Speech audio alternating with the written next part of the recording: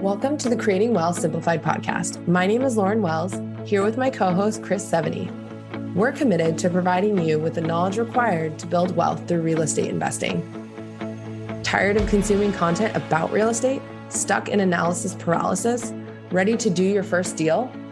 As a member of our community, you will learn how to go from consuming content to taking that first step into the world of real estate investing. Our show is not about getting rich quick, but about providing you with the knowledge you need to take action. Join us as we speak with experienced investors who share action tips on how to escape the corporate world, start a thriving side hustle in the world of real estate, and go beyond your W-2 or 401k.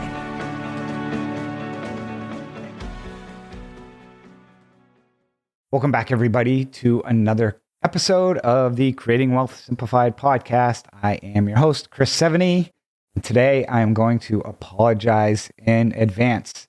There's certain days, there's certain times when I can get a little, boisterous, heated, excited, and today is one of those days.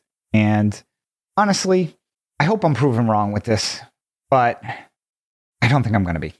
So, Chris, what are you talking about? I am talking about the huge influx and the love for seller financing. Now, there's good ways to seller finance, and there's ways to seller finance, and there's times when seller financing is a good option, but also times when I believe it is awful. And people, I'm not going to knock those that do seller financing because I know some people, Brett and Tracy Rui, for example, do a lot of seller financing, and they are excellent at it. And they have a great training program. They are great. And they would be, if I put the model of who's great at seller financing, I would put them up there on the mount. So as I talk on this episode, I'm going to bash seller financing. And I'll tell you why and go through my reasoning. But I'm talking on both sides of my cheek because there's also opportunity in that space and some really good opportunity. So here's why I'm going to bash seller financing. Certain aspects for how people are using it. And I'm seeing a lot of people seeing seller financing go, oh, that's the next hot thing. I'm going to sell my house and I'm going to seller financing. Okay, cool. And first question I ask people when they ask me about it is your house financeable from a bank? I'm like, yeah. And people think, well, the banks finance properties all the time. I want to be the bank. I am a bank. Full disclosure, we invest in notes. But people don't understand the banking industry. And the banks will give people loans at 3%, 4%, 5% because A, it's other people's money, but it's only 10% of other people's money. It's 90% of money made out of thin air.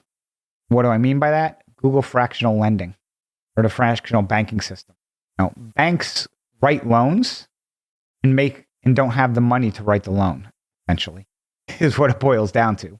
So if somebody gave you $10,000 and you could write a $100,000 loan with that $10,000, I bet you would do it all day long because that's what the banks do. Someone gave you $10,000 to write a $10,000 loan. Is it worthwhile? So let me give you an example of let me start with my first example of why, if I had a $250,000 property and let's say I owned it free and clear, why I would not seller finance it. And the first simple analogy is you just hit the lottery and you just hit $250,000 on a scratch ticket. Do you take the annuity payment over 30 years or you take the cash, which might only be $175,000? What's every financial advisor tell you to do?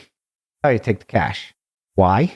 Because you can invest that money most likely better or at a higher return than what you could lend it for. We'll get that in a second.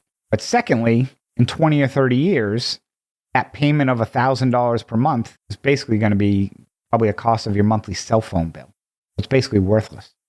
So let's dive back, though, to what I mentioned about investing it in arbitrage and getting a better return. People need to understand when you are lending money that you get charged ordinary interest rates. So if you're in a 27% tax bracket, you lend somebody and get $1,000 of interest that year, that gets tacked on and you're basically paying 27% on that $1,000. Whereas if you bought a stock and made the same interest, you're paying probably 15% on that. So the net versus gross factor. Gross numbers look great, but when you net out the taxes, it doesn't look that great. So that's one example. Now, I'm going to continue on this $250,000 seller finance because the house might only be worth $250,000. And let's say they sold it for $270,000 and got $20,000 down. Great, they got the $20,000 down. Let me ask you this question. It's at 100% loan to value, essentially. Let's say they got 8% interest. How many people out there would invest in any type of fund, syndication, offering, you name it, where you're giving somebody 100% loan to value at 8%? I went into a multifamily deal and they're like, oh, we'll give you 8%, but it's 100% loan to value. Do you think that's a good deal? At 90% loan to value, do you think it's a good deal? At 80% loan to value? I can name 15 funds off the top of my head that can pay you more money to do zero work that I believe would be less risk or significantly less risk based on the asset, not on management, just the asset, and get a better return. So I think people just want to be in the game and they're doing things that to me that are just stupid, being flat out honest. So, and a lot of these people who do this also don't even know what they're getting themselves into. If I seller finance a loan to John to live in the house, do I know that, oh, I need to use a licensed servicer? I need to send CFPB compliant statements every month. If I don't, then technically might not be able to charge interest on the loan or default interest on the loan. Do I know that for every time I do that, I could be subject to a penalty that $40 or $50, but times 12 times a month? No. Did I even use an attorney to write up the right documents or contracts? What happens if that borrower goes into default? What happens if home prices drop by 15% and they don't want that property anymore? Is all that risk worth getting 6, 7, 8%? Or better taking the cash, investing it elsewhere? Now, if you invest it elsewhere, most likely you're going to be passive, but put your ego aside, and be what is the better situation. So that is my first rant. So let me talk about my second rant because I'm seeing this. I think I counted 7 instances on BiggerPockets and Facebook over the past 5 days where this has been the case. I haven't bought an investment property, seller financed, or subject to, take your pick, which is seller financed. I have a renter in there. It's cash flowing, but X happened that I can't fix. I don't have the money to fix. How do I get the money? One was sewer line collapse. Another is a HVAC system broke. Another was the roof is in deplorable condition and requires repairs. Another is discovered there's knob and tube wiring in the property. Another was they got a lead paint notice. Another was a plumbing system backup. Another was the refrigerator. Didn't have $1,000 to buy a new refrigerator. Broke. Another was, again, the HVAC system. So starting to see people who were not qualified or have the cash to support the maintenance on an asset. And even though it might be cash flowing $100, $200, $300 a month, they're cash poor. They can't fix it. We hope you're enjoying this episode of Creating Wealth Simplified. We wanted to take a moment and tell you more about our passive income fund at Seveney, which is open to both accredited and non-accredited investors. Our latest offering targets an 8% annual return distributed monthly with the ability to potentially achieve a greater return through our bonus share program. If you'd like more information, reach out to us at invest@seveneyinvestments.com to learn more. Thank you. If they can't fix it, what's the tenant going to do? Paying rent. You need to do this. You need to take care of this, or I'm going to move out. And then what happens? They default on the loan. Then the person who sold it to them is now going to have to, go back and take that back. Now, in this whole craziness world of subject to, they're defaulting on a loan that's not even in their name. That's in the original borrower's name. And that's just a whole nother rant that I could go down that, I feel bad for people who sold houses subject to, because in the next 24 to 36 months, I should pin this, but you're probably going to start to see a lot of issues on those properties, fortunately. So as we continue kind of about my rant on this seller financing world, this is really, people I think getting in over their head. Now, another avenue that I've seen people start to look at is not understanding when they do seller finance, the exit. We have an individual, actually an investor in my fund, who I've joint ventured with, sold loans to. He's bought loans from me. Great guy. And he'll send us, he does brokering and he does seller financing. And he does very well at it. But sometimes he'll send us loans that people originated at 4 or 5% and don't realize the amount of discount they're going to need to take for that. Here's an example of, we actually bought a loan from him that had, I want to say about a $650,000 or $700,000 loan balance, but it was written at 5%. Investment property backed by 3 properties worth probably roughly $1 million. I think we paid about $450,000 for that note, which was a $200,000 discount. And at first, the seller didn't want to sell it because they really didn't want to take that discount. They thought they'd get par for that loan. But again, if I can go put money in a bank and get 5%, why would I, with zero risk, and probably, some instances, maybe even preferred tax treatments, why would I want to do that versus dealing with a borrower who at any point in time could lose their job and stop paying? So the reality was they had to sell. And we were the only ones that would buy that loan because they needed that cash. People got too cash strapped. And we bought it, and it's been paying, and it has a balloon, I think, the end of next year. He'll probably pencil out, knock on wood, to, very return for us. But looking back at it, would those borrowers, would they have been better off selling the properties for $150,000 less, taking a $200,000 haircut on the note? Yeah, because it's $50,000 more. So that's where, for me, I know there's a lot of people out there talking seller finance, wanting to do seller finance, because it is the next sexy thing that I see after, the short-term rentals and the subject twos and all this stuff that's going on. But I sit here and rant because I tell people to be cautious. And again, think big picture and understand the risk, because everyone forgets, in my mind, the risk they're taking. And I'll go back to what I said earlier, that a lot of these loans are being written that I'm seeing. And again, let me step back.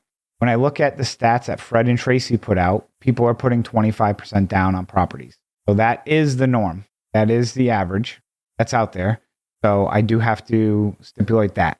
So what I'm really bashing on this episode is not that. It's not people doing the proper underwriting. It's not people getting the decent down payments and things along those lines. It's people using it and not thinking about the risk that's involved and increasing the price of homes and thinking, oh, okay, well, now you're increasing your risk. There's a gentleman, actually, gentleman Bigger Pockets, posted a post that I am overpaying for homes and proud of it. And this person's going and offering $10,000 or $20,000 more per property and getting it on seller finance. And basically then turning it in, trying to put rentals in there or whatnot and trying to make the numbers work. And that's great today that the numbers work. But overpaying for anything is never a wise decision and typically does not end well. And this individual is most likely, as they're in a market that is starting to soften, probably unfortunately going to get crushed. And I look back at my buying career of early 2000s when I bought my first house in 2001. And then at that point in time, houses, I want to say were appraising like 3-5% per year, which it was like a $200,000 house. Let's say appreciated 5% per year. For 3 years, it went from like 200 to like 230, 240, which is where I sold it. But when you also look at when I bought it, I had to pay closing costs and title insurance and everything, and probably paid $7,000 to $10,000 in closing costs.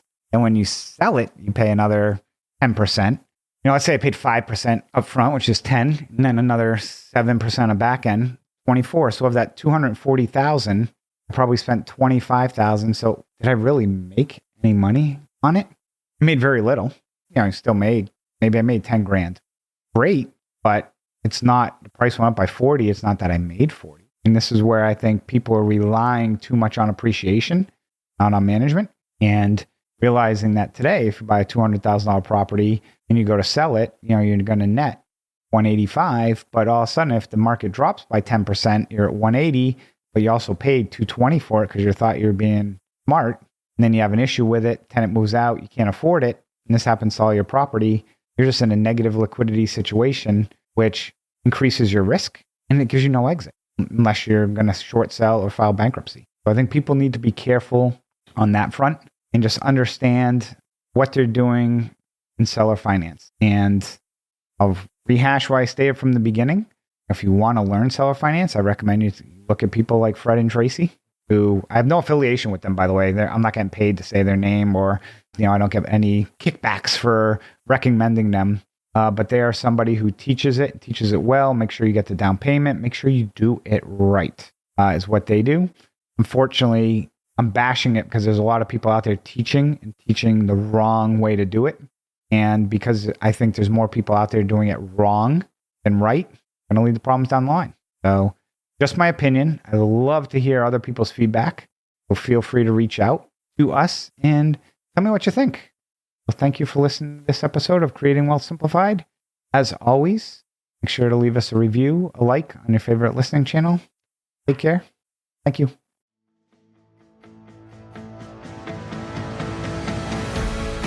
Thank you for joining Lauren and I on this episode of the Creating Wealth Simplified podcast. Each week, we bring you expert education, experience, and information in a digestible format to help you identify investment opportunities so you can build wealth through real estate and take action toward your financial goals. Enjoy the show, share with a friend, or subscribe to the show and leave us a review.